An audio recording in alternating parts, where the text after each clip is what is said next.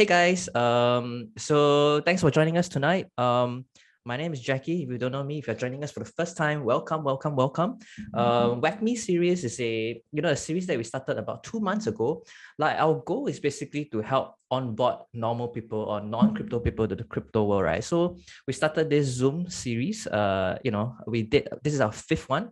It's more of an introductory session to teach people or let people know about the world of crypto. So the first one that we did was basically teaching people how to get started with MetaMask, and then we talked about the different blockchain. We spoke about the Binance Smart Chain. Then we spoke about Polygon, and then we had a session on which one was it again? Terra blockchain. So today we want to do something very different, right? We wanted to talk about NFT, something more fun, right? Because it's a little bit of the bear market right now, and what's booming right now is NFT, right? So if this is your first time joining us, welcome again. Joining Clinton, can we go to the second slide? So Clinton is my co-host for our WAGMI series. You might be familiar with him if you are. This is not the first time, right? But before we get started, right, some housekeeping rule again. If please mute yourself, but actually everyone is muted already, and then we will have Q&A session at the end of each section. So if you have any questions, just type it on the chat, and then our team member will take a look at it. If there's any technical difficulties, just text any of our admin on either Telegram or Discord, and someone will basically talk to me lah. And lastly, let's have fun together. Okay. Next slide, Clinton. So for tonight, there's actually 3 sections. The first section, we're going to talk about NFT, right? What exactly is NFT? Where are we right now in terms of the current NFT market? What's the near-term catalyst for NFT? The second section, there's Clinton's going to talk about how do you NFT, right? Where do you get your information from? How do you get access to whitelist? What are the various secondary market that you have that you can play with? And then the final portion of tonight's sharing session, right, is how do you invest in NFT, right? What are some of the key areas of focus for your due diligence? And my personal favorite is basically the NFT meta, very, very interesting. And finally, the key risks that you should know before before investing in NFTs lah. So without further ado, I will pass the time over to Clinton. So Clinton, over to you. Hey, thanks, Jacky. Hi, everyone. So for those of you joining for the first time today, I'm Clinton. I'm the co-host. For those of you returning, I think it's record attendance today. So I guess a lot of people like NFTs. So really great. I'll just dive in, right? So what are NFTs? So I guess there's a pretty diverse crowd here. So I want to go down to the basics, right? And it's actually very surprising to me, that a lot of people don't know some things about NFTs. So NFTs are non-fungible tokens. So why they're called non-fungible? Because they're unique, immutable, and unlike crypto tokens like Bitcoin or Ethereum, they're not mutually interchangeable. So every NFT has a token ID, right, which makes them unique from each other. So this distinction, differentiates NFTs from conventional crypto tokens. A lot of people think that the NFT is actually like the picture or something associated with NFT. However, it's actually different. NFT is the token itself. But when NFTs are linked with properties, like for example, digital drawings, photographs, music, these then form the metadata associated with the token. So an NFT is the token itself, but once it is associated with the metadata, the token comes to life. So I think this is very important to remember because a lot of people think that it's actually the picture you're buying, but no, actually you're acquiring the token. So why are NFTs interesting, right? Because I think just to very, very quickly summarize, right, they do represent a new paradigm in IP, intellectual property, and the creator economy. If you think about it in the past, right, most IPs, let's say you're a creator and then let's say you go on YouTube and you create videos, right? Actually, you don't own most of the assets that you create, right? These are centralized within platforms. But now NFTs enable creators to have a lot of control and also brands, right? To have control over the assets they create. And this has opened up a whole new world of consumption. Some people also think that NFTs are very, very new. And I would argue that that's true. But at the same time, it's not that new. If you look at the growth of the NFT market, it's been crazy. So just based on Bloomberg estimates, like last year, total size was about 40 billion. And if you look at the chart here, right, basically from August onwards, you see volume started to explode. So this coincided with like a few things. One was obviously a lot more adoption, more people getting into crypto, but also celebrities endorsing certain NFTs. And in the US, like the ability to buy NFT basically was expanded very greatly with other solutions like that enable, for example, people to buy using cash, etc., etc. Just to give some context, right? Like OpenSea, which is the largest open marketplace right now, focusing on the Ethereum blockchain, does about $3 billion per month in trading volume. And that's a really huge number. And the most expensive NFT collection right now is the Bored Ape Yacht Club. That's trading at a floor price of 92. It actually crossed 100 ETH like 2 weeks ago. And the total traded volume is about 309,000 ETH. So these are pretty staggering numbers. And they are easily verified when you go to OpenSea to check. And it just shows you that there's a lot of interest and consumption, in these digital products. So I think this is a very polarizing thing. Like NFTs, even now, like are super polarizing, but even more than crypto tokens. And one question that I always get is like, why do people buy NFTs? Like these are just like pictures or whatever, right? I think one argument to be made is that like if you reflect on your own life, right? Actually, like let's say at work, right? How much time do you spend on a computer? Like, can you work without a computer? I think for most of us, actually, you can't not work without a computer. You can't not work without a mobile phone, for example. And because of that, right, actually, most of your time is actually spent in the digital world, interacting with other people. And with generational shift, I think if you talk to a lot of the younger crowd, right, they spend like almost all their time in this digital space, and consumption is really moving into this space. So NFTs enable consumers to acquire digital products directly from creators. And this has created a very vibrant feedback loop where creators, and I'm sure like some of you here work in the creative industry, like you would probably know that creators for the longest time have been underpaid. It's been very challenging for them to monetize a lot of their products and content. And NFTs have offered them an amazing way to do so very independently. So I do want to emphasize the last point, right? Because even though there's a lot of popular interest in NFTs, like buying and holding them, to be very honest, a lot of people are in it for the money. All right, the same as crypto, and a lot of people are speculating, flipping, and that's really driving a lot of the momentum in the market. But a lot of people are also buying NFTs for reasons such as, for example, marking their own identity, for membership or ownership in projects. So one really good example recently, like I don't know whether you guys saw the news, but Justin Bieber bought a very ordinary looking Bored Ape for a lot of money. And that was like, basically he said, I just like the ape, so I bought it, And a lot of celebrities actually have Bored Apes right now, which has made the collection very, very popular. So I would say, think of NFTs as like a marker of identity, a digital good, same as like in the physical world where, for example, why would you buy a bag or a ring or certain type of sneaker? Think of NFTs in that vein. It is a consumer product that people want to show and display and forms part of your identity. So what's very interesting growth catalyst, right? The most important one is probably the acquisition of Artifact. Is pronounced Artifact Studios by Nike. Everyone knows Nike. Artifact is a leading developer and creator of digital assets. They've been doing so for a long time, and they actually started out with digital sneaker collectibles. So you think might be crazy, like why would anyone buy a digital sneaker? You can't wear it. But the truth is that people do, and the fact that Nike acquired them shows that they do believe that there's a huge market for Nike products within this like new paradigm of the metaverse. A lot of non-Web3 brands are actually moving into the space. So one very good example is Gucci. I'm sure everyone knows Gucci. They partnered with a NFT collection called WAGMI to launch a limited edition drop. These are actually digital collectibles with a unique Gucci emblem. And we believe like, this is going to be a huge trend moving forward. If you go to LinkedIn, right, this is something everyone should do.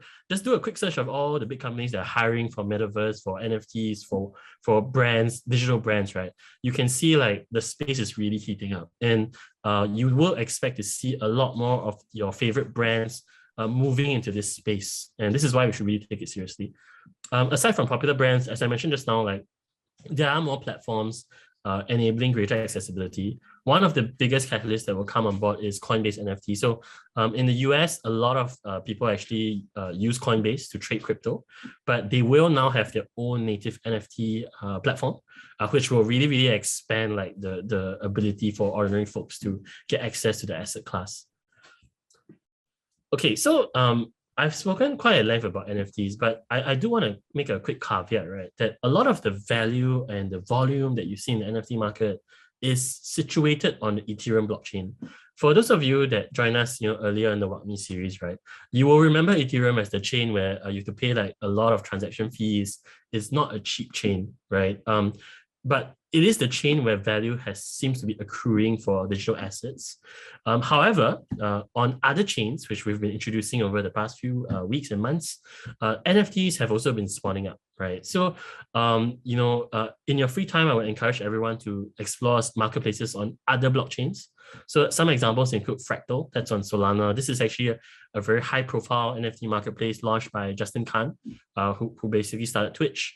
There's Tofu NFT, which is a multi-chain NFT marketplace that focuses on gaming projects.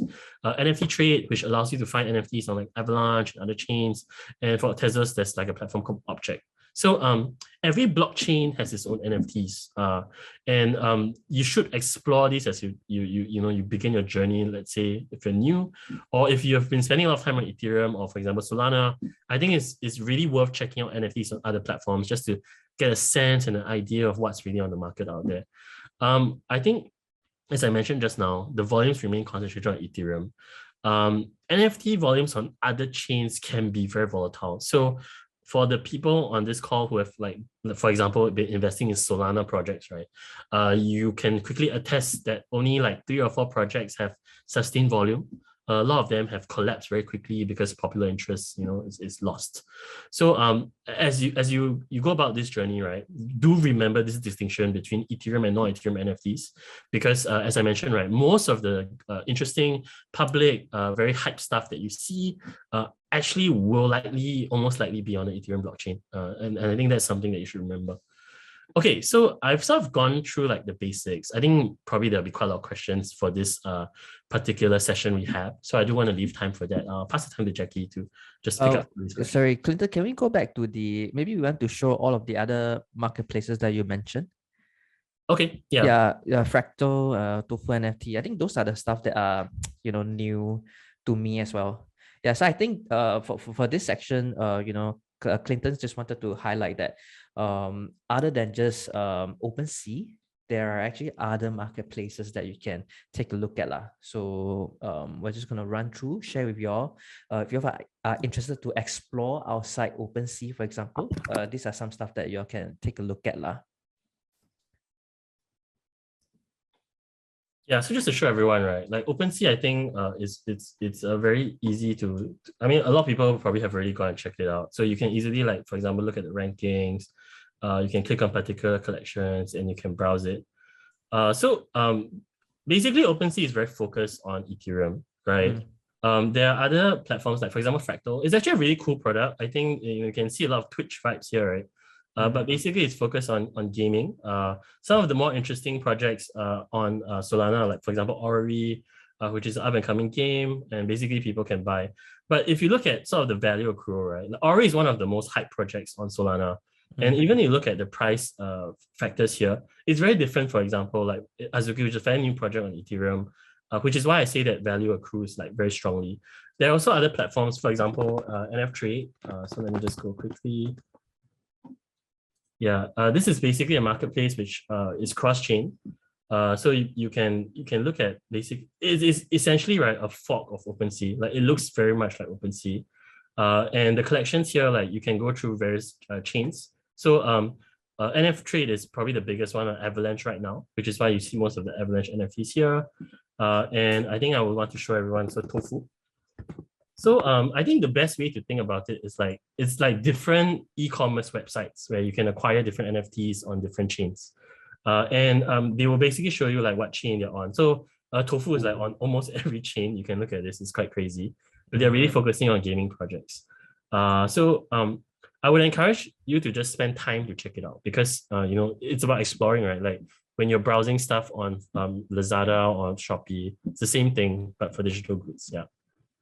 Okay, these are all new to me also. I think one of the stuff that I also wanted to share, in case some of you are new and haven't bought your first NFT, right? NFT is basically essentially a token in your wallet. That's it, right? And that token has utility tied to it, has images tied to it, has value tied to it, and it's traded on all the different platforms, not just on OpenSea. There are other newer platforms like Looks as well, Mintable, so which we'll run through later lah. There are some questions on the chat. Let me just go through that. M asks, if gas fee, also known to be one of the highest, how do you deal with this? We have a section on gas fee later, so we'll run through it. What are your thoughts on LooksRare? Clinton, you want to share your thoughts on Looks? Yeah. Looks token? Have you? I encourage everyone to try LooksRare, right? So let me just show you what LooksRare looks like. Okay, sorry, no pun intended. But one of the biggest problems with OpenSea, right, is that they take all the profits, right? There's no token. It's a company that's preparing to IPO. Okay, very simple. It's very much centralized. Like if you think about the old model where you pay for something like Spotify or whatever, you pay Spotify, you don't share the spoils, right? LooksRare launched as what we call a vampire attack on OpenSea. They basically copied OpenSea. They changed the UI UX a little bit. I think they've improved some things. But what's interesting about LooksRare is that they airdrop Looks tokens to people who have been transacting on OpenSea beyond a certain volume. And what they allow you to do is to stake your Looks token for a share of platform fees. You can see there's a Looks APR here and a WebEth APR here. But basically, right, the transaction fees on the platform are distributed and shared amongst token holders. And that's actually one of the main attractions of LooksRare right now. In terms of user experience, my own experience is that it's actually not a bad product. I still think most of the discovery is on OpenSea. Most people still use OpenSea. It's up to you. But if you have Looks token, why not trade on LooksRare? Because you actually benefit and the community benefits. So I think as a product, it's not inferior. I've used it before. It's a good product. And I think if you really believe in Web3 and decentralization, right, I think you should actually use LooksRare more than OpenSea. Yeah, but as a product, it's not much different, I would say, versus OpenSea. Yeah. Yeah. So again, for those of you who might not be familiar with LooksRare is a competitor, a decentralized competitor of OpenSea that was just launched about 2 months ago. And essentially, right now, instead of OpenSea taking all of the transaction fee, what LooksRare does is that if you transact through it, you earn the Looks token. As simple as that. They are sharing the profits with you. Echoing what Clinton has mentioned, right? If you believe in the ethos of like Web3, and the whole read, write, own movement, right? You should support LooksRare lah. Let me just go through the questions. Something asks, hey guys, am I right to assume that NFT space is characterized as a market with asymmetric information where insiders are at an advantage? If so, how do retail like us get an edge other than being on Discord and Twitter? Clinton, you got anything to? I think we have a section on this, I guess, but most of it, you're right. I think as much as possible, I think for me, right, NFT space, yes, there's a lot of insider information. If you get access to early access or insider information, right, you can actually buy early and then maybe sell early also. So you're right, there's a lot of like asymmetric information lah. So I think the only way to find out is be diligent, or I guess, and follow Twitter for information, follow Discord for information. I think that's the only thing that I'll add. Clinton, you got anything to add on for that? Yeah, I think it depends on your goals, right? Like if you are trying to flip NFTs like very quickly, you get in and out fast, then obviously information asymmetry is very problematic for everyone. But I would also say that if you take a step back and look at NFTs, like generally speaking, what they are, what they represent, what they might do in the future, I would say that what you need to understand is like, would people want this product? Okay, so for example, right, let's talk about bags, right? Would you buy, okay, like let's say you collect bags and you want to have them to have value. Would you buy a Birkin, or would you buy for example, a boy bag, Chanel boy bag, or would you buy a Michael Kors, right? These are decisions you make, right? They are on the market. But why has, for example, Gucci gone up in price so much over the last year, right? I think you need to have a sort of sense of the trends and also like the demand for this product in the future. And I think that's more fundamental. So later we'll talk more about this, but you're absolutely right in terms of symmetry. But I think this is characteristic for every market. Like even equity markets is the same, right? Like you might think you know, but maybe a few 100,000 people know before you. For example, GameStop was one of the best examples I can think of in recent memory of really people having front run information, right, to in the lead up to the crazy share price increase. Okay. I think there's still let's just address two more questions and then we move on, right? Thoughts on Nifty Gateway. This one we have a section on that later. Floor price of listing on LooksRare seems to be higher. We'll be risking our NFT not selling as a result. I think this is a individual decision. I guess if you do list on LooksRare, you have to take you have to make the call whether you are okay with the floor price or not lah. I think David asks, what is the most profitable NFT type? I don't know how to answer this question. Clinton, your thoughts on that? David say, what is the most profitable NFT type? The most profitable NFT type depends when you buy and when you sell it. That's actually the honest truth, right? Like it's very hard to say because I think it's a timing thing. So I'll give you an example, right? Bored Ape is like you reach 100 ETH, right? And a lot of people say like, oh, you got lucky, you buy 8, you sell 100 ETH. But you must remember, right, at every point in time, right, the 8 was a different price. At one point, the 8 was 2 ETH, at one point it's 3, at one point it's 5, at one point it's 10, at one point it's 20, 30, 40, 50, 60. People sold at different points and people bought at different points. If you bought at 50 ETH and you sell it now at 92 ETH at the floor, right, you still earn pretty much 40 ETH, right? But if you bought it at 1 ETH and you sold it at 2 ETH, you earn 1 ETH.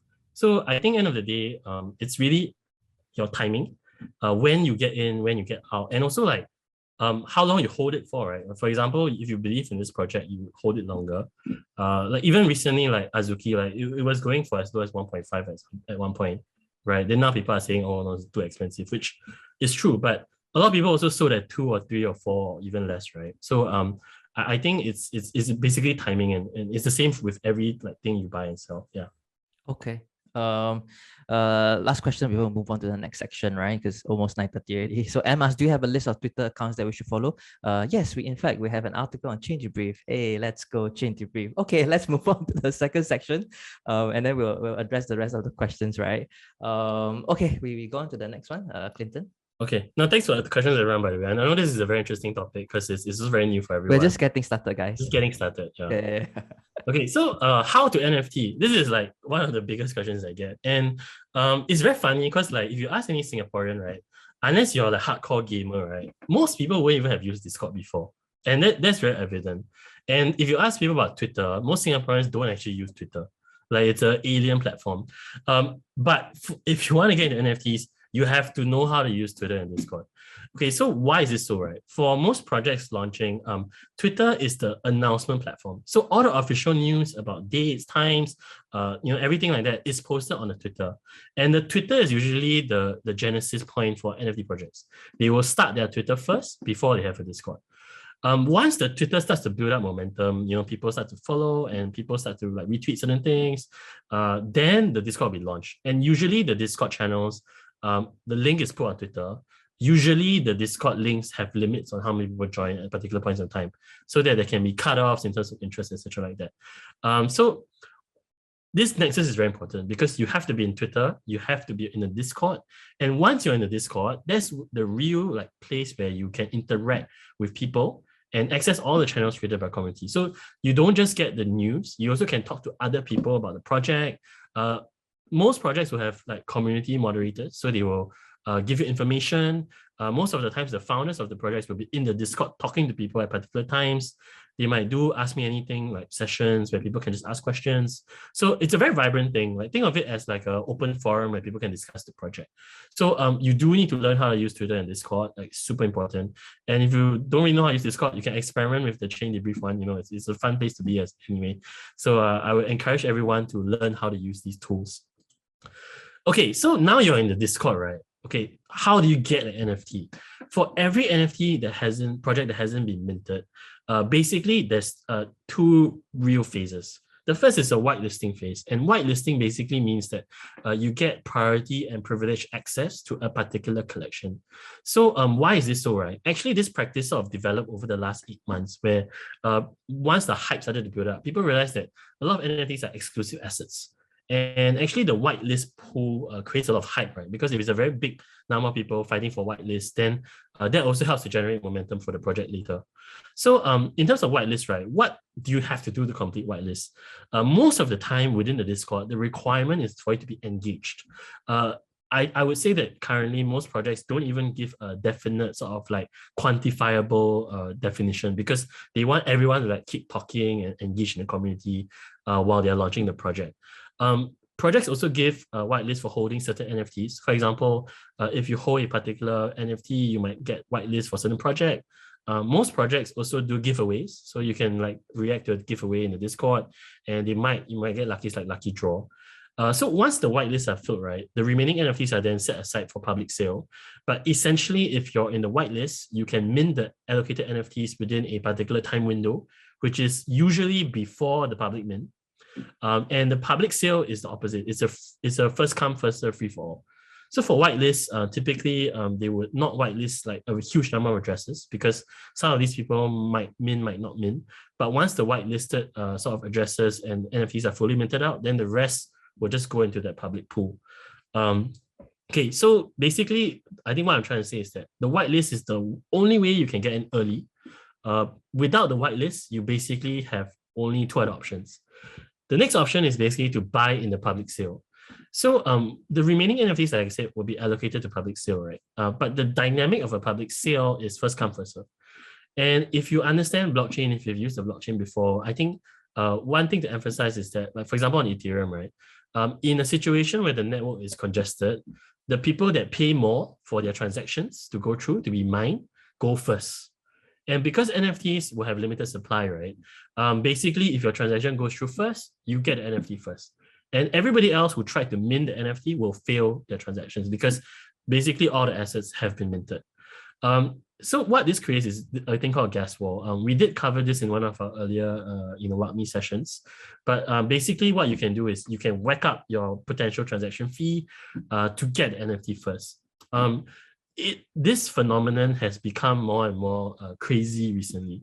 So for the recent Karafuku sale, Karafuku is going about 5 ETH now on Ethereum, on OpenSea.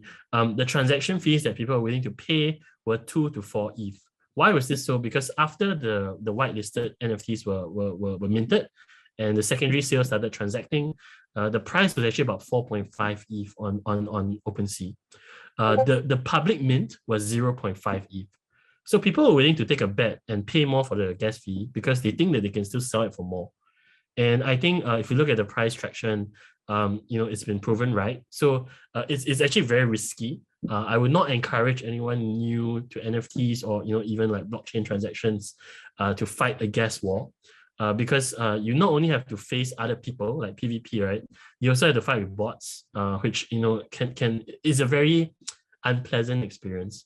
But if you want to be part of it and try, I would encourage everyone to try actually, because one bad experience will tell you like whether you want to even try in the future. I think that's my own takeaway as well. So if you can't get public sale, you can't get whitelist, what then do you do? Your only option is then to buy on the secondary market. So because whitelist processes have become very, very onerous, right? Also, like a lot of times it's luck, like whether somehow you get chosen or not. For most people, the only option you have is really to buy on secondary. So actually, the interesting thing about open marketplaces like OpenSea and LooksRare is that they are indexing the blockchain. So for example, the moment you mint an NFT, right, and you go to OpenSea, it appears on OpenSea. And usually the communities will provide a link to the official OpenSea collection site where you can start to view the NFTs. And you'll be amazed because like once these things are minted out, people usually start flipping already. And it is then up to you to decide at which price point you want to enter a project. And it's always a very good entry point, depending on your own risk tolerance and your own budget as well. One thing I want to emphasize is that when any popular NFT project launches, right, usually people will create fake collections on OpenSea to entice you to buy. What I would encourage you is that remember the Twitter Discord nexus. I think everyone should really be focused on this because the official links are always on Twitter and Discord. In fact, I would emphasize that the best way to triangulate is to check both the Twitter and Discord link, because sometimes Discords can be compromised and Twitters can be compromised. And make sure you're always looking at the right collection before you buy anything. I think this is super important. Okay, so I think we talked a little bit about other marketplaces, right? I also do want to show everyone some of these other marketplaces. So just give me a second. I'll just switch to my screen. So we just talked about OpenSea and some of these other open marketplaces. There are marketplaces that are more focused on art. So for example, Nifty Gateway is one of them. This is actually a custodial solution. So when you buy something on Nifty Gateway, it actually doesn't go into your wallet. It goes to your Nifty Gateway account, but you can actually withdraw these NFT assets into your wallet. So Nifty Gateway is very focused on art. So there are a lot of exclusive art drops. So for example, the most recent one is this one by an artist called Malavida. And what they do is usually, it's quite elaborate. A lot of these artists are quite accredited. And it's pretty interesting. You can see like some of these assets here. Another very interesting platform is SuperRare. I'm sure some of you might have heard of this before. This is more for like edition-based or one-of-one art pieces. Usually these are very expensive. Usually they are auction-based.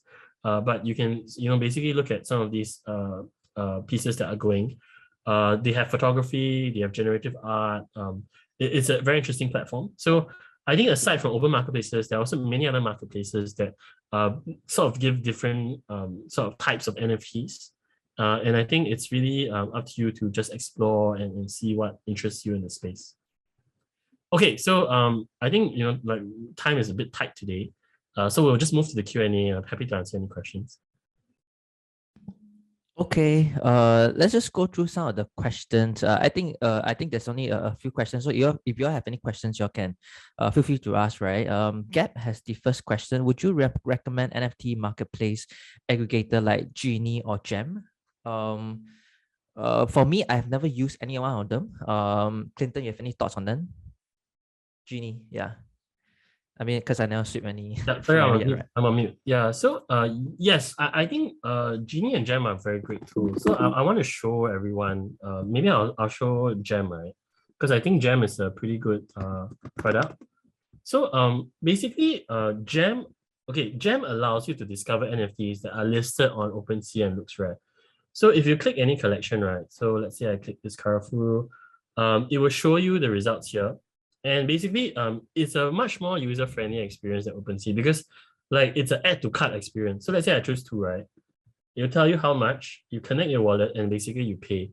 One of the great things about Gem is that they actually optimize some of the transaction fees for you. So you actually save a little bit.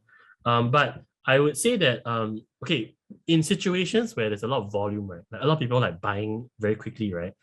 Gem and Genie do lag a bit. So your transactions will probably fail. So I would encourage you to use it when it's not like super high volume.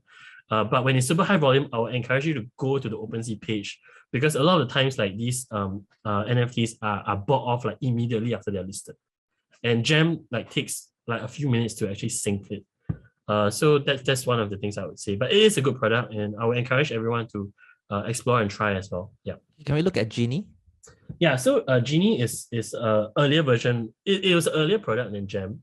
Yep. But basically, you can basically choose like some collections you want. So for example, you want to buy this, right? It's similar interface. So you can just click shop. And once you select a few tokens, you can just check out, basically with your wallet. So I think these tools exist to aggregate and simplify the experience of buying multiple NFTs. But to be very honest, like if you're buying one NFT, the difference is not that strong whether you use Genie or OpenSea. But in full transparency, right, from my own experience, the transaction fees on Genie for some reason are lower. I think their smart contract is optimized. So you might still want to use Genie even if you're buying a single NFT. Yeah. Okay. So long story short is yes, you can use it. And it's endorsed by Mr. Clinton. So next question, David says, saw a lot of Facebook people giving free NFTs. Are they legitimate or scams? If it's too good to be true, it's usually a scam lah. And look for which one, who's the brand behind it, right? So if it is a legitimate brand, if there's proper communication from the official channels, then I think it is more likely to be legitimate. But for free NFT drops, usually it's a scam lah.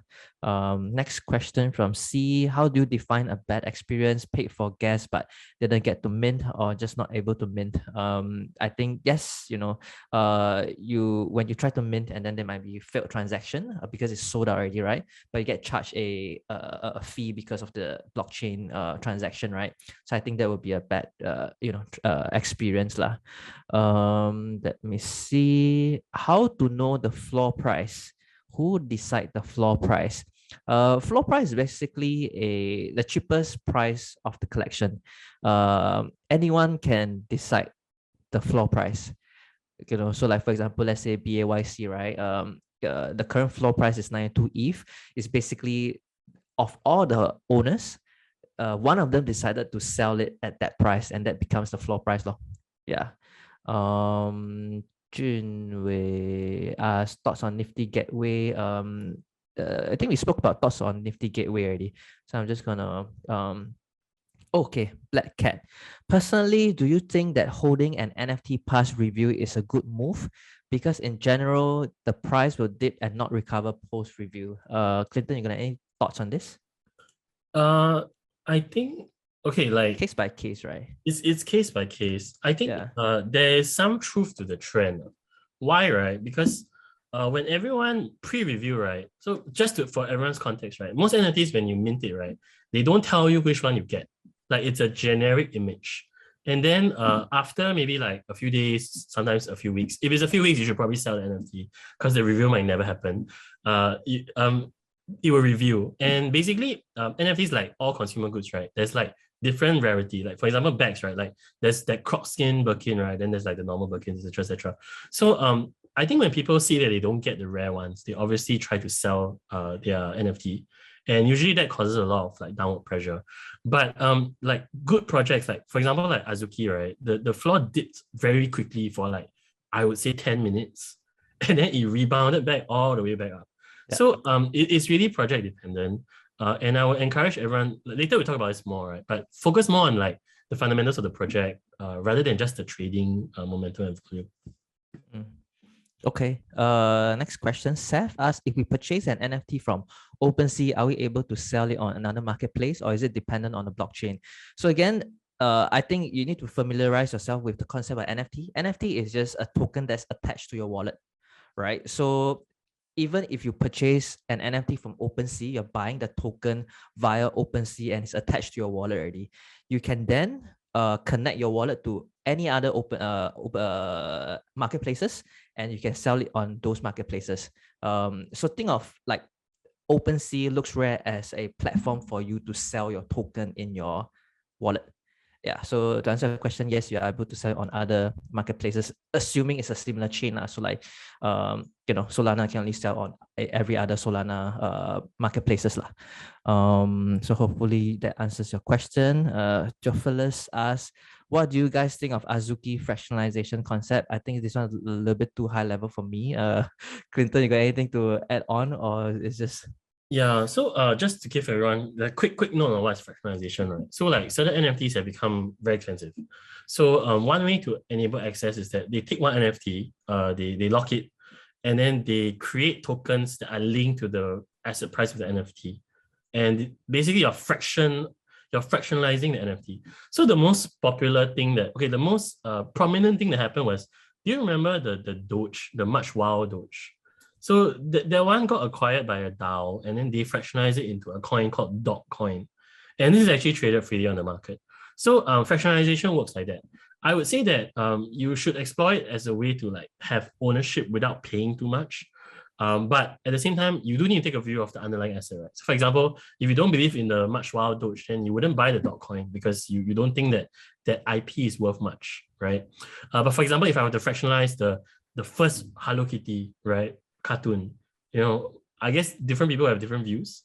So again, like it's really up to you. It's like buying shares in one NFT, like essentially. Yeah.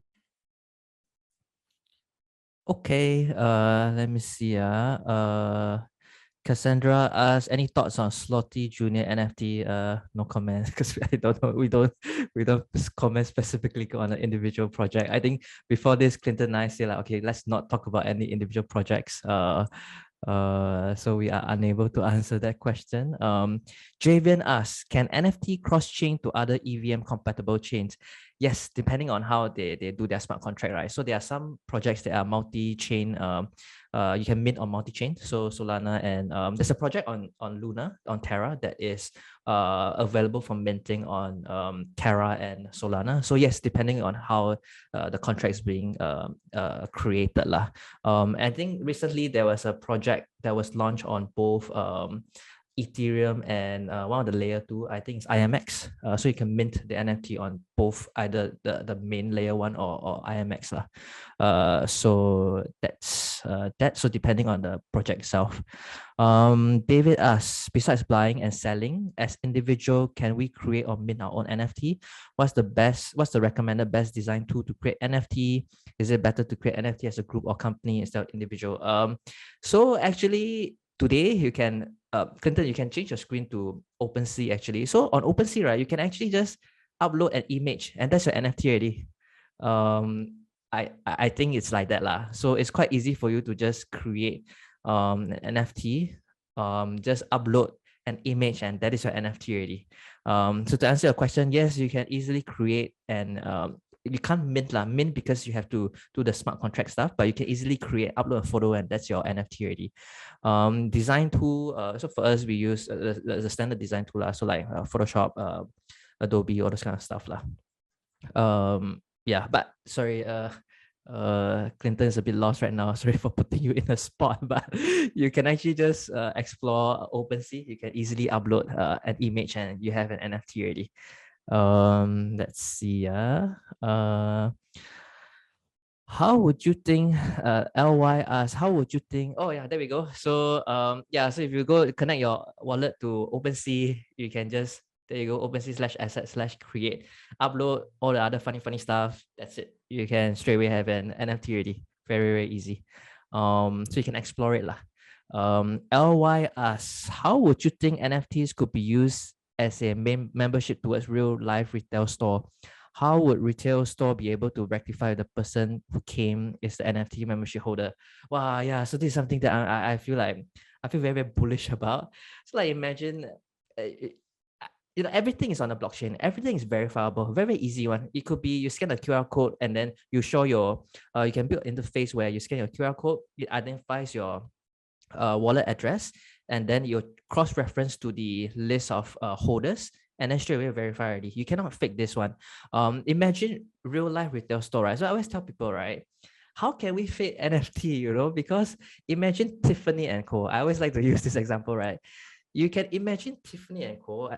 launching their own NFT, where if you are an NFT holder, right, you just go to Tiffany and Co. You want to buy a ring and you flash them your Tiffany and Co. NFT, right, and they give you a discount. This is gonna happen, confirm plus job, right? So, is like, how would you think NFT could be used as a membership? This is how it's gonna use as a membership. Very easy. I think it's just a matter of time. So yeah, Clinton, you got anything to add on to this application of NFTs as real life retail store? No, like I think absolutely right. Like this is gonna happen in the next few years. Like now it seems alien, right? But like it will happen, and when it happens, like nobody will even realize that it already happened. Yeah. So it's one of those things like it's like now you pay with PayLah, it's like nothing, right? Yeah. But 5 years ago, it's like what's this QR code thing, right? Yes. So yeah, I would encourage everyone to just be very open-minded about this. Yeah. Yeah. So guys, NFT is gonna happen. No stopping this. Let's see. There's a lot of ETH. CSRs. There's a lot of talks on ETH NFTs. How about Solana NFTs? Any thoughts, advices, and discussion? Clinton, are you big on Solana NFT? I'm soulless, guys, so I have nothing to say. So I think check out the market, but Solana NFTs are dominated more by gaming projects. In terms of like good profile picture projects, there's two. One is called the Generate Ape Academy. The other one is called Solana Monkey Business. These have taken off. But other than that, I don't think much has taken off. Aurori is a game which I showed you just now, which has taken off a bit. But I would say like anything new and innovative or interesting and exciting and hype is usually on Ethereum. Like I'll just give you some examples, right? The biggest brands, right? Nike, Artifact, that's on Ethereum. Okay. Adidas into the metaverse is on Ethereum, right? Clonex is on Ethereum, and then Gucci, the launch with Guigamon was on Ethereum. So I think the trend will be continuing in this direction. But what I would say is that I wouldn't fade Solana. Like Solana has a very strong ecosystem, like in terms of VCs and brands.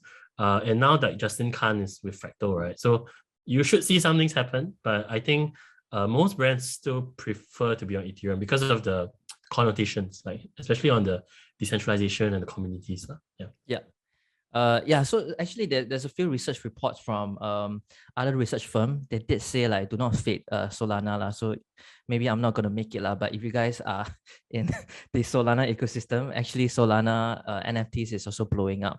I think let's just go through the last few questions and then we move on to the last section. Let's see. I think we'll answer the rest other than after the last section. So we move on to the next section, Clinton. Okay.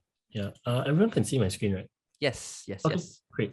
Okay, so last part I think very interesting because I think a lot of people like struggle to comprehend how do you invest into like as a class like this, right? So I think rather than tell people what's good and bad, because these are very relative. Like even in normal investment, like what's a good stock, what's a bad stock, it's very debatable. Like is Tesla a good stock? At what price, right? So to take a step back, I think there are many elements of NFTs that people should focus on. The first one is obviously the artistic medium, like what is the picture or the music or what, like, do you think there's demand for the aesthetics? What I would emphasize is that do not apply your individual lens. Think more of like, will people buy this thing? I think that's very important if you are investing in this because your taste might not be like the normal or hype taste, right? And that's something you should be very aware of. Second point, community. I think this is the most important point because NFT projects live and die by the communities. If community doesn't like the project and they're disappointed, they all mass sell, your floor price will collapse. However, if community likes the project, they support the project, they hold the NFTs, no one's going to sell. That's the phenomenon that happened with the Bored Ape Yacht Club. And this is something that you should really, really spend time in Discord to understand. Mindshare. There's so many NFTs now. I think one very important thing to note is that people's attention span are really low. And because of that, right, the projects that sustain high floor prices actually is very impressive because basically what it means that even if people are selling, right, some other guy is buying the NFT to keep it at that price. So it's important to see like how popular they are on Twitter. Is there chatter? And I mean chatter in negative and positive ways. Sometimes you see a lot of rumors like, is this a rug pull or like, is this a scam? And it's very important to be in tune with like some of these commentary because like, for example, right, even if a project is not a scam, if everyone says it's a scam, then it's a scam, right? Because, in that sense, it's about how people perceive it. Team is very important. Recently, we've seen some very, very anonymous teams, right? And usually this is a red flag. Like no one knows who these people are. They haven't done any past projects. This has resulted in some like really, really bad like rugs and pulls. Like the most recent one was the Hype Bear one. I don't know whether people saw. But there's been others like the Bad Bunny. They hired like Floyd Mayweather to shield it. But basically the project was abandoned like quickly. Last point is roadmap. So usually NFT projects will promise some sort of roadmap and milestone. Like some of them want to make games. Some of them will launch new collections. So the question is like, do you find it interesting and reasonable? And I think this is like how you assess some of these projects. So those are the fundamental factors around NFT project, right? But remember that NFTs, like any other asset class, is about liquidity. If you buy a thing that no one else really wants to buy, like super niche, right, you will not be able to sell it, right? And this is a very important point because when you're trading NFTs, you have to look at the trading volumes as well as like how many people are buying, what's the average price, etc. Because NFTs are more illiquid, it's important to understand these dynamics, especially if you're speculating. So some good tools include IC Tools, NFT Nerds, and Nansen. I'm going to just switch very quickly. Just give me a second. Yeah, everyone can see my screen, right? Yeah. So IC Tools is a very interesting. Sorry, we still on your slides. Okay, everyone see Yep. my screen? Yeah. Okay. So IC Tools is a free tool. Like NFT Nerds also does kind of the same thing. But basically, you can select certain time periods. Like so the lower time periods require paid membership. But I think 1 hour time periods are good enough. You can see 2 hours. You can look at what collections are being sold, what's the volume, what's the 7-day volume. And for a free tool, right, this is actually pretty impressive. Like for example, you can click a particular collection. They also show you the data plots if you get premium. So another thing you can use these tools for is like you can discover projects. They show you like the top mints in the last hour, in the last 6 hours, and you can basically track a lot of these projects, right? I would encourage people to be very careful about some of these projects. Like for example, you see these projects, right? 6 hours is still like only 22% unique minters. No one really knows whether they're fully minted out. Like this one looks like a bit of a scam Carrefour, right? So be very careful. This is just for you to discover, but it's by no means endorsement of the project itself. So I think these are just tools you can use, to help you in your journey. Yeah. So let me switch back quickly to the presentation, right? Other than liquidity, right, I do want to talk about metas because metas, like if you play games, you know what's a meta. Like I mean, if you play stuff like Dota, like there are different ways to play the game that change all the time. For those of you who are unaware, right, meta is also like something like a flavor of the month. Okay, like you remember like there was a period of time, like now like retro is in. For a period of time, retro was not in. It's about futuristic stuff. And these themes come and go. With NFTs, right, even though it's a very truncated time frame, we've seen a lot of this happen. So for example, right, one genre is profile pictures. So like there have been different subcategories that have become popular over time. Animals was the big one. Recently was anime, and recently anime has died again. And women is a theme now as well, which is very big. So there's also flavor of the day's recycling. But beyond that, right, genres also cycle. So for a period of time, profile picture projects were the most popular. And then a lot of the capital flowed into gaming projects. So projects with heroes, characters, land, and objects in specific games became very popular and hyped up. After that, like there was a phase where people were super into like high class like art, like stuff you would see in a gallery, but created digitally. And this was very popularized by art blocks, which was really, really hyped up, right? But over time, this meta is also like sort of faded down. Another meta that was very, very prominent was composable projects. So this was a loot. I'll show you a sample of what loot is later. To a lot of people, it doesn't make sense, but a lot of VCs bought loot, and that created a whole hype around generic assets that basically are free for users to use and experiment with. There are also other more nascent themes like photography and music. Like these are really sort of big themes in traditional art and culture, but still very emerging in NFTs. And I think one argument is that these might become very big over time, but at least at this moment, right, it seems like a lot of value is still concentrated in what I call like potential metaverse brands, right? So the most popular ones, obviously Jacky Yap Club, BAYC, but you see it very clearly in CloneX, where Nike's acquisition really, really was a big boost. And I think Azuki, a lot of people are sort of believing that it will become a very big brand in the future. I do want to emphasize that a lot of this is speculation because we don't really know.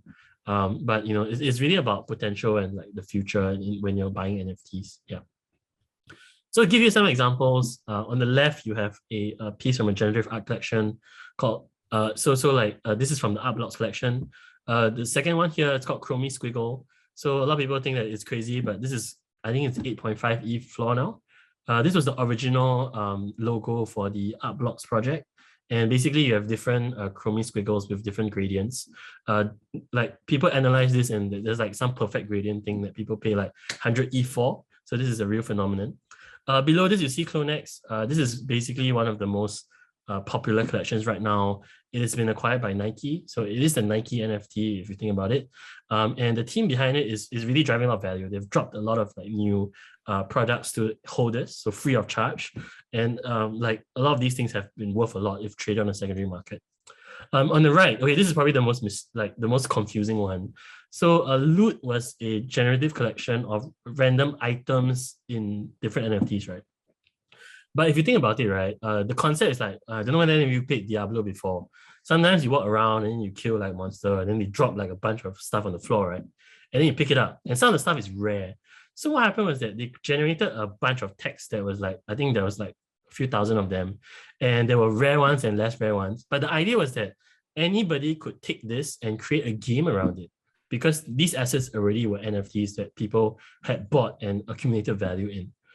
So these are so-called composable projects where basically this thing can be applied in any situation, and it's dependent on the creativity of the community or certain developers to create products around it.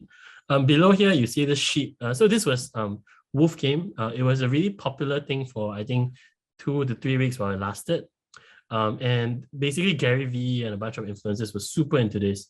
And it was a game theory game where basically you could buy this sheep, right? Stick them and get a wool. But every time you shear the sheep, right? Your sheep might be stolen by wolves. So there's only a very small number of wolves in the NFT collection. Those are going for like 15, 20 ETH. And if the wolf steals your sheep, they basically have it and they can sell it. So it was like a game theory kind of thing. It was very popular for a while. But as I said just now, right, a lot of these move in cycles. And because they move in cycles, I think it's very important for you to understand like what's your preference, right? For example, if you don't really like art, like you're not a museum person, then I would not encourage you to speculate on art NFTs, because that might not be something that is up your alley. If you don't like games, please don't buy game NFTs, because you might not even understand whether this is a good or bad game, right? So I think personal interest is very important. Like it's like buying stocks. Like if you don't know like construction, you probably shouldn't buy a construction stock, to be very honest. Like you might not understand the fundamentals and dynamics behind it. So we've talked a lot about the good stuff, right? But there's a dark side to all of this. And I want to emphasize this because trading NFTs is extremely risky. If you go on TikTok and any other social media, people will tell you it's easy money. Just buy, flip, earn money, confirm. But I can tell you for a fact, it is not entirely true. A lot of this is luck, right? And two things stand out. The first is liquidity risk. So we've actually seen very popular projects hype up to a very high level, collapse very quickly when communities are disappointed. And the reason this happens is because everyone is trying to sell their NFT, right? So they undercut each other like crazy to get liquidity quickly. And this causes floor prices to collapse. So Metaverse was probably the most prominent one. Basically, it was a very hype project. We wrote an article about this on CD. And when it was reviewed, right, basically a lot of the NFTs looked the same. And secondly, people realized a lot of the rare NFTs went to specific people who seemed to be affiliated with the team. And because of that, people started dumping the token. And then like it basically went all the way down to like near one. It's recovered a little bit, but it's still a very cautionary tale for everyone. Second one is rugs and exploits. This one I have to emphasize, right? Because when you mint an NFT, you're interacting with a contract. There will be malicious actors in the space where when you interact with the contract, you're not actually minting an NFT. They take everything from your wallet. So it's very important that when you look to buy NFTs, right, sometimes you have to be very careful, like not just in terms of like researching the community, but also like verifying that it's legit, right? And also like, I would argue one point is that a lot of times the very cheap and free stuff that people entice you with, usually those are honeypot scams, like just to entice you. So be very, very, very careful. There's no way to mitigate this. I think crypto is still in the, this stage of growth, but it's important that you're just very aware and just cautious, and on the side of caution. If you don't know what something is, don't click on it. That's my philosophy. And I think it should be the same, for everyone. Okay, so we'll go to Q&A. I think there'll probably be quite a few more questions. So I'll pass time to Jacky. Okay. So let's jump into the Q&A, right? So if y'all have any questions, y'all can just ask here to get our thoughts on it, right? There was a previous question by GrowClip. Are most NFT collections images stored on IPFS?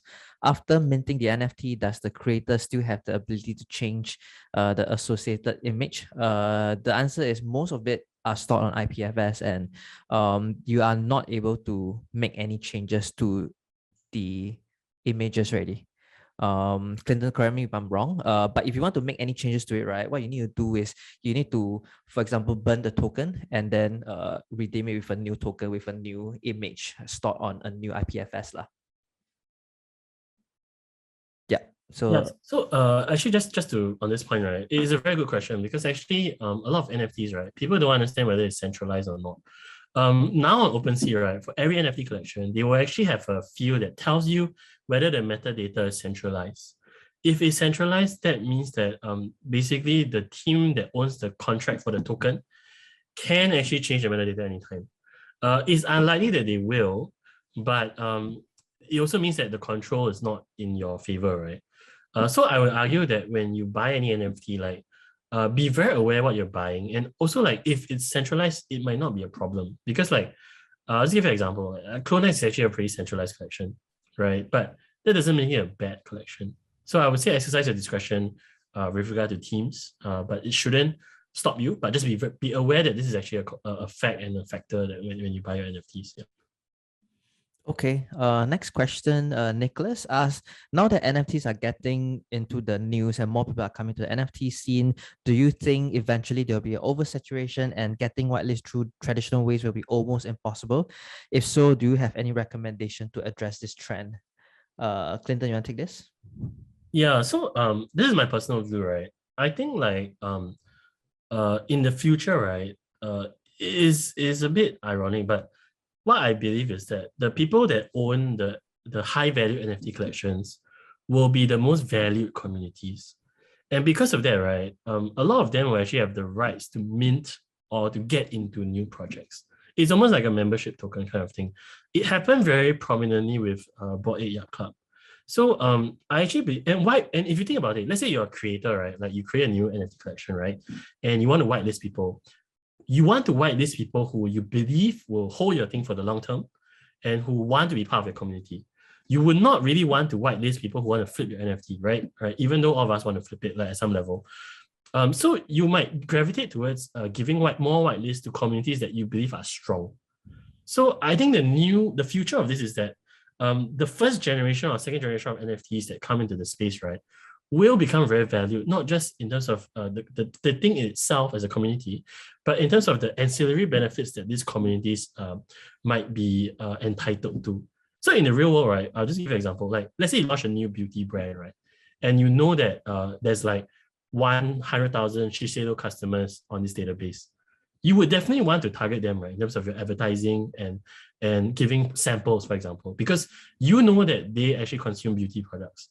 So I think it's the same thing that's going to happen in NFTs, which is why I believe like if you want to invest, right, there's a case to buy NFTs that have established markers of value. But again, right, this is still very nascent space. So I think it's very risky. Like it might collapse, might become zero, nobody knows. But with Bored Ape Yacht Club, I think that set a precedent to show that it can go really quite far. And this is something that is overall, I think, positive for the sector. Yeah. Okay. Something has a question. What are your thoughts on timing meta NFTs to garner profits? Clinton. Yeah, I think it's very hard to time metas, right? But what I would say is that metas rotate. So if you okay, some metas are a bit crazy. So I'll give you an example. I don't know whether everyone here knows Irene Dao, but most of you should have. So Irene Dao was like for like I think 1 week it was simp season meta, and like, don't get me wrong, right? I'm not. I actually think that it's not a bad investment thesis. Like Mike Novogratz actually bought like like and tweeted about it. So what I would say is that when you want to play meta, right, you have to be very in tune with the market and how things shift. So Irene now precipitated like a wave of like I think 15 to 20 like NFTs, in that category, right? Similarly for anime season, I think Azuki precipitated a wave like Asuna, and then there was Capsule House was before that actually, and then that had a wave, right? But that's dying a little bit. So I think to catch meta, you have to be like you have to spend all your time on Twitter basically to know what people are talking about. But I would say if you're a meta investor, you should try to flip quickly because things move very fast and you don't know when they will change. Yeah. Yeah. I wouldn't trade meta because it's too fast already. That's one. Second is most likely the copycat number 1 will make it, but copycat number 2, 3, 4, 5, 6, 7, 8, 9, 10, right? All will confirm die one. Yeah, I feel like lah. So I wouldn't trade. It's too intense already, too shy already. Abhishek Roy asks, with the increase in number of scams and rug pull, do you think we need further regulation for this space to grow? Probably an NFT police. It's tough. It's tough. It's tough. How do you regulate? I mean, willing buyer, willing seller. As much as possible, we can educate and tell people the signs of a bad or good, bad project, right? But ultimately, it's really hard to regulate. There's different jurisdiction. Anyone with an internet can launch a collection, and then Twitter accounts you can buy Twitter accounts followers. You can easily forge buy followers on Discord to make it hype up, right? You can pay influencers. It's just hard to regulate. Yeah, I think that's my thought lah. Clinton, if you have anything to add on, you can just. No, I completely agree. I think this is not something that should be regulated, like purely because like willing buyer, willing seller, right? Like everyone, okay, like to be very fair, I know people are very angry when you get scammed, but like it's the equivalent of like you buying a fake LV secondhand handbag, right? It's your problem, lor. Yeah, like maybe in Singapore, like a bit more like baby state kind of thing, you can go and make a consumer complaint. Just imagine you're in another country, right? No one's going to help you, right? Yeah. So yeah, I agree with you. It's tough. It's tough. Okay, next question. Do you think any of the metaverse now, example, Sand, Mana, are decently future-proof? Do you think it's worth buying land on those platforms? Or do you think a big corporation is going to come down and create a product so refined and blows all these current metaverses away? Clinton, you want to take this? This is like $1 billion question. I think if you know, you're a multi-billionaire. But I think what I would say is that go and try the metaverses. Like try Sand, try Decentraland, then ask yourself like, do you think this is the future? Yeah. Okay, for me, right, personally, the answer is no. But I think you guys should try it. You should try it. I say no because I don't think the experience is super engaging. Not yet. Not yet. Yeah. But then the question is like, is it no or not yet? So I think you need to take a call, but I think you should try it before you decide like, is it worth your money? Yeah, you're farting my back, but okay.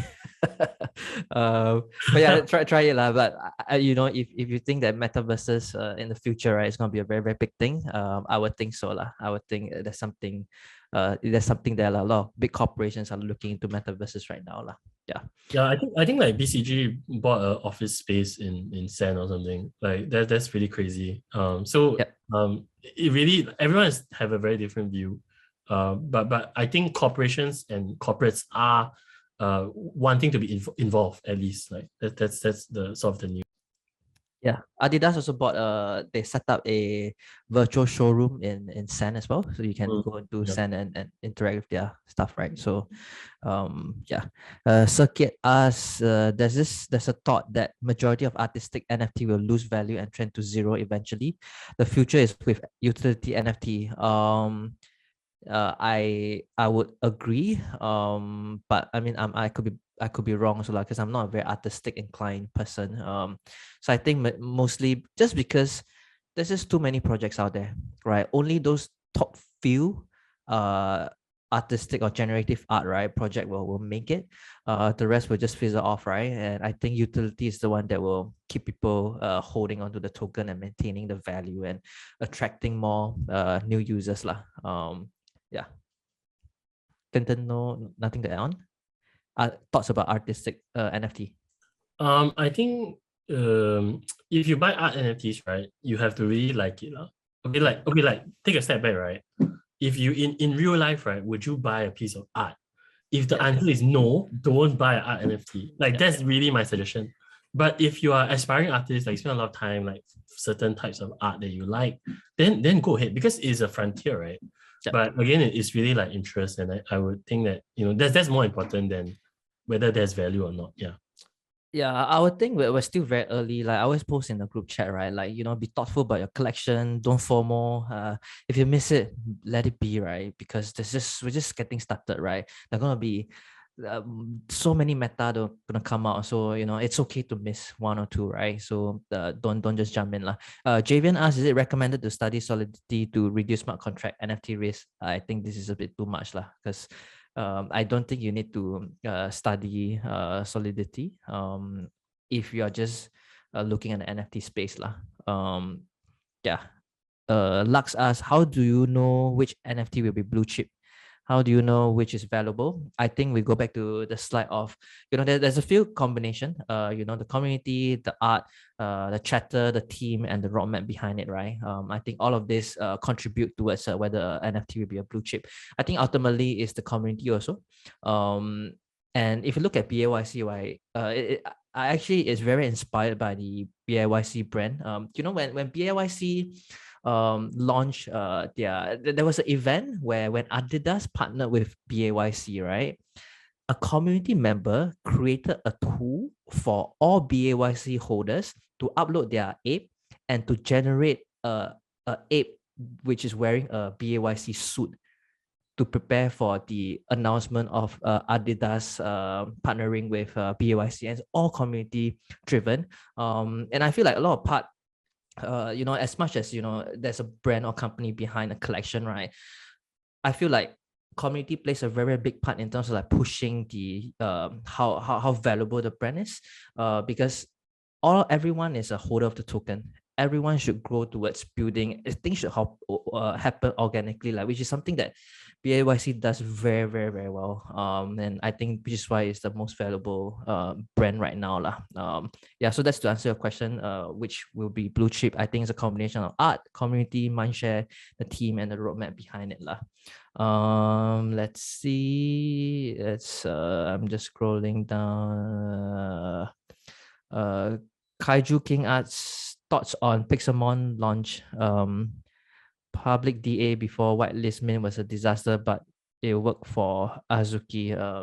Clinton, you got any thoughts on this? I actually so Pixelmon is a game, right? The problem is like people like aped into it, but anyone who has spent time looking at it will know that the game is like 4 years, 3-4 years away.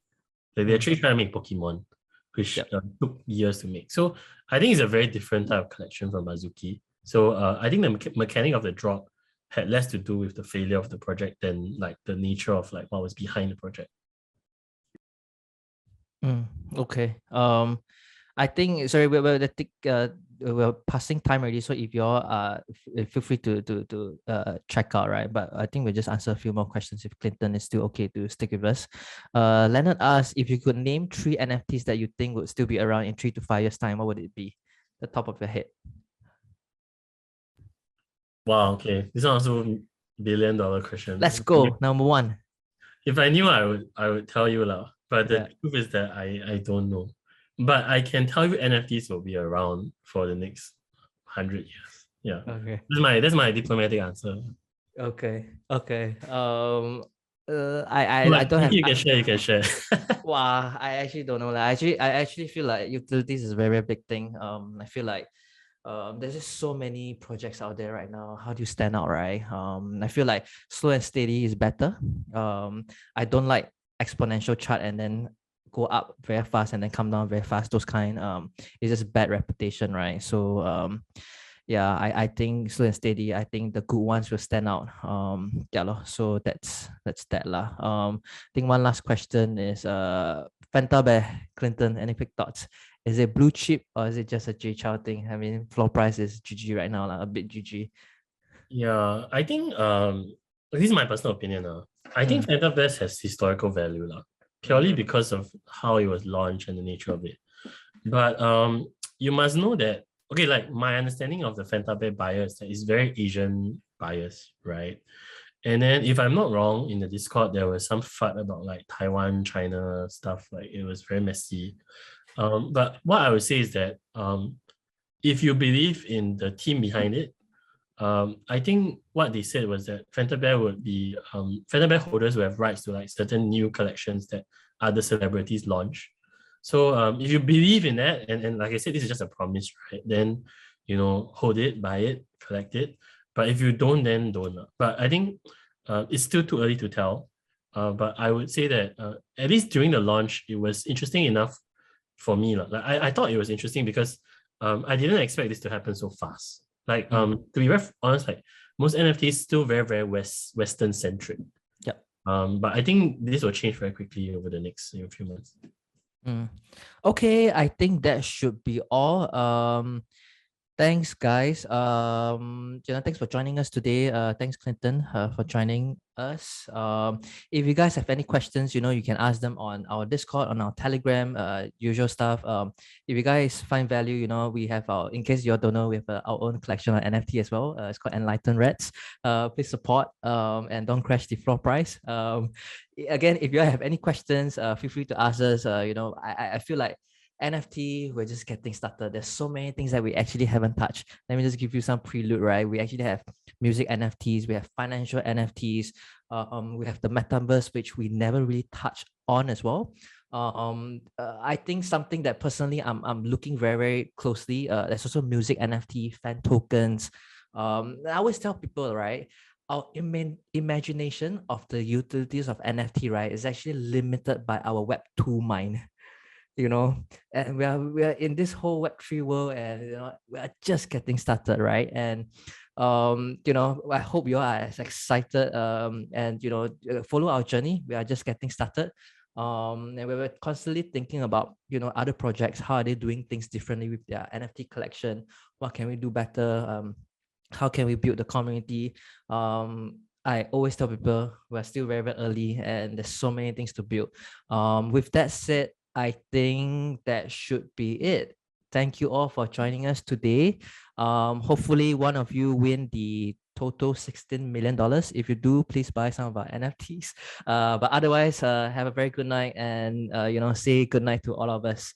Okay, Ken, thanks guys. Good night. Bye-bye. This session will be on our YouTube maybe next week. So yeah, have a good night. Have a good weekend. Spend some time with your family. Happy Chinese New Year. Thanks, guys. Bye-bye.